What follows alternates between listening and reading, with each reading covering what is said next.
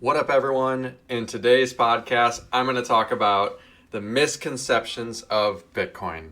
And I'll tell you this, there are so many misconceptions. In fact, I can go on and on. I could probably talk about this for hours because almost every single person I know, the normies in this world, a lot of them actually do potentially have misconceptions. And that's no fault of their own because, as a lot of us know, the media and the government and the bureaucrats and just people in general, they like to hate on things that they don't understand.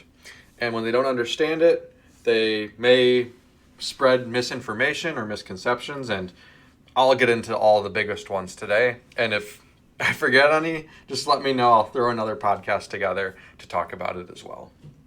Now, one of the biggest ones is, am I too late? As a lot of us are aware, it's gone from $0 in value up to about 68,000 today. But am I too late? I don't think we should look at this. I know it's a big conception. You know, people saw the run up. They said, oh, if I would have gotten in, I should have gotten in at 16,000 or 20 or 30 or 40,000. But that's the wrong way to look at this. The right way to look at this is maybe 5 years from now, where will the price be? And where, how am I going to get in eventually and get in a position? And I think that's the right way to look at it. I don't think there's such thing as being too late to Bitcoin. I just think we all get in at our own price because we find out at a different time, or we warm up to it, or we learn about certain things. So that's the first thing. I don't think you're ever too late, but yes, you may get less Satoshis for your dollar at certain points in time. And I think it's just important, for me at least. What I do is I just dollar cost average, and that's how I look at it. But I also say to people, if it's extremely high, and I just say, hey, just study it. And then if you see a entry point, eventually work your way in. The next thing is drugs and illicit activity. Now, people, I get this all the time from more of the traditional money guys. Like, isn't Bitcoin used for drugs and illicit activity? And this couldn't be further from the truth. And I know I talked about this recently, but Bitcoin is only used for 0.34% of illicit activity in the world, whereas dollars and euros are used between 2 and 3%. So in fact, it is a worse avenue to perform illicit activity than the dollar. Now, yes, historically, back in the Silk Road days, in the 2012, 2013 days, it was actually used a lot more for illicit activity. But given that it's pseudonymous and that the government has a lot of analyzing tools to go into it, they're actually, it wouldn't be wise to be using this for bad activity. So that's my comment on that. And I can even do a whole podcast on that particular topic. But the point is, that is a misconception, and it really is the dollar and euro that are used. Now, don't whales hold most of the supply? Now, this is an interesting one. I would say that there are a very, very large there's a very small number of whales that hold a very large percentage of the supply, kind of like our fiat system. But the whales, they don't hold most of the supply in the aspect of they're necessarily looking to dump. A lot of these addresses haven't moved for 5, 10 plus years. A lot of these whales are actually exchange addresses. So if you go on the website to see percentage by ownership, you can actually see certain addresses and how much they hold. And a lot of it would be like, wow, this is super centralized. A very few amount of people hold the majority of the supply. Well, a very few amount of the people includes exchanges as well. And these exchanges are actually, they have 25 million, 50 million plus users, right? So it may look like a lot of the supply is sitting with just a few people, when in reality you got Binance, Coinbase, Kraken, Strike. I can go on and on about all the exchanges, but the reality is that it's more distributed than that. People aren't just self-custodying. That's the problem. Now, what if, another one that I've heard too, is what if Satoshi is evil? Now, I think that that's a little silly because, first of all, from the readings, if you've read each and every single one of the posts, it did seem like he had pure and good intentions. But we can't trust, we have to verify, right? So per the GitHub, per source code, you can validate and make sure that everything is being done up to snuff. But I'll tell you, from what I've researched, and again, we never know, right? A lot of people thought Sam Bankman-Fried. I'm not comparing, guys, just so you know, I'm not comparing SBF to Satoshi. But the thing is, there are a lot of people in history who may look good and they may eventually do bad things. I don't see that with him. It's up to you to determine, but you can actually read his workings, and his emails and his early comments, but you can also verify the source code for yourself. Now, is there enough Bitcoin for everyone? I love this one. Yes, it is divisible into 21 million Bitcoin or even more Satoshis. There's 100 million Satoshis per Bitcoin. And then you can even turn that into millisatoshis down the road. So yes, there's enough Bitcoin for everyone. It doesn't work like that where you can run out of Bitcoin. It'll just get devised even further.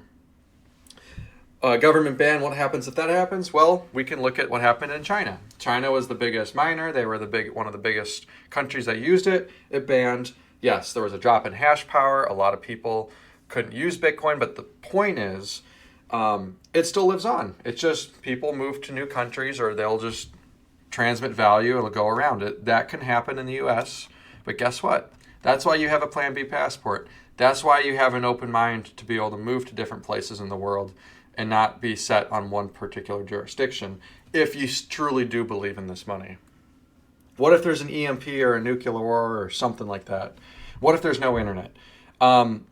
There's mesh networks that can be used, as well as in nuclear war, I would say Bitcoin would still be able to work due to this. There's satellites that are mining like Blockstream, and also there's places like in Iceland and Antarctica where there's miners. But generally, we have bigger things to worry about in a nuclear war. And in terms of no internet, essentially it's time stamping technology, Bitcoin. So if, let's just say, the whole Bitcoin network shuts off, you can resume it in 10 years and it will just continue from where it's left off. So nothing will go away. It will just kind of stop and you'd have to restart it again. But can it be changed? And I hear this one a lot too. Can't you change Bitcoin at any time with, BlackRock if they wanted to change some of the code? The answer to that is no, because it's a consensus-based mechanism. Yes, you can make the case there could be financial influence from these big guys towards core developers maybe. But I think still it has to go based off the consensus rules. And if the large group doesn't agree with it, it's a change that's not going to be made, and they can go and fork themselves. Deflation, isn't that bad for the world? No, that is propaganda we've been taught. I know that we've lived in a period where it's always been kind of Keynesian economics, where we see an increase in the money supply and we see growth. But overall, deflation is not bad. Deflation actually promotes saving. It promotes investment. It promotes being fiscally responsible, whereas Keynesian economics or modern monetary theory promotes spending and wasting your money because your dollar in the future will be worth less, so might as well consume now. It's too hard to understand is another one. That's also something that I think, people can get lazy, right? They see a dollar, they know it's printed by the Treasury in DC, and it's as simple as that. But it's not too hard to understand. I think people don't put enough work. You can put 20 minutes of work and watch a few YouTube videos and learn about it. I think it's just something we need to understand how our money works. We're working 8 hours a day for our money. We should really, really try to understand how our money is formed, because at the end of the day, that's where we're putting our life energy. And then energy and Bitcoin. This is a huge one. I know there's a lot of people talking about the energy FUD, but as we know, it can help with grid imbalances. It can help with capturing stranded energy. It can even help with trying to find, get renewable ways to turn the stranded energy into electricity to then mine Bitcoin. So there's a lot of different things that you can be doing with Bitcoin. And yes, there are places that use dirty coal potentially and constrain the grid. But ultimately, there is a big push to move towards more sustainable avenues like geothermal, volcano, hydroelectric power, OTEC, PTRI, all that good stuff. And it is currently happening as we speak. The next one I hear a lot also is it volatile? Yes, it is volatile. I saw actually just last week the price drop from about 69K to 59K in a matter of like 15 minutes. And yes, it is extremely volatile. But guess what? It's volatile because it's still in the earlier phases of its adoption cycle.